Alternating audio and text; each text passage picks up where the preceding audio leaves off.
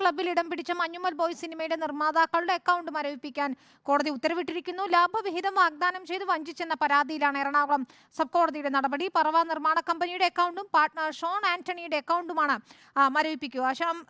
ഇപ്പോൾ ഒരു അരൂർ സ്വദേശിയുടെ പരാതിയിലാണ് ഇത്തരത്തിൽ കോടതി നടപടിയെന്ന് മനസ്സിലാക്കുന്നു. സൗബിൻ ഷാഹിർ ഉൾപ്പെടെയുള്ളവർക്ക് ഇതിൽ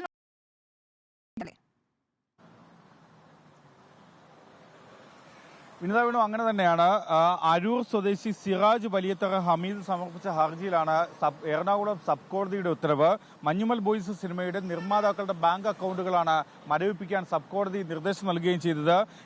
ചിത്രത്തിന്റെ നിർമ്മാണ കമ്പനിയായ പറവ ഫിലിംസിന്റെ അക്കൗണ്ടുകൾ മരവിപ്പിക്കും. ഒപ്പം ഇതിന്റെ പാർട്ട്ണറായ ഷോൺ ആന്റണിയുടെയും അക്കൗണ്ടുകൾ മരവിപ്പിക്കും. 40 കോടി രൂപയുടെ അക്കൗണ്ടാണ് സബ് കോടതി ജഡ്ജി സുനിൽ വർക്കി മരവിപ്പിക്കാൻ നിർദ്ദേശം നൽകിയിരിക്കുന്നത്.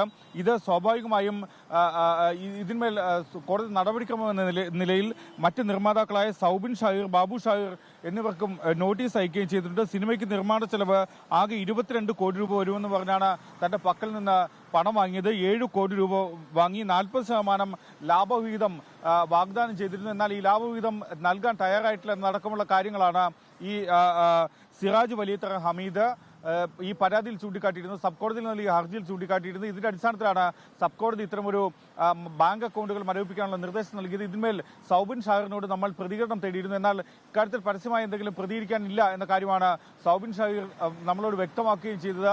മാത്രമല്ല, ഇതിൽ എത്രയും വേഗം ഒരു സമവായ ചർച്ച നടക്കുകയും അതിന്റെ അടിസ്ഥാനത്തിൽ മധ്യസ്ഥ ഒരു ചർച്ചയിലൂടെ തന്നെ പ്രശ്നം പരിഹരിക്കാനാണ് ശ്രമം എന്നാണ് സൗബിൻ ഷാഹിർ നമ്മളോട് വ്യക്തമാക്കുകയും ചെയ്തത്. ശരി, ശ്യാം ദേവരാജാണ് ഞങ്ങളുടെ ലീഗൽ കറസ്പോണ്ടന്റ് വിവരങ്ങൾ നൽകിയത്.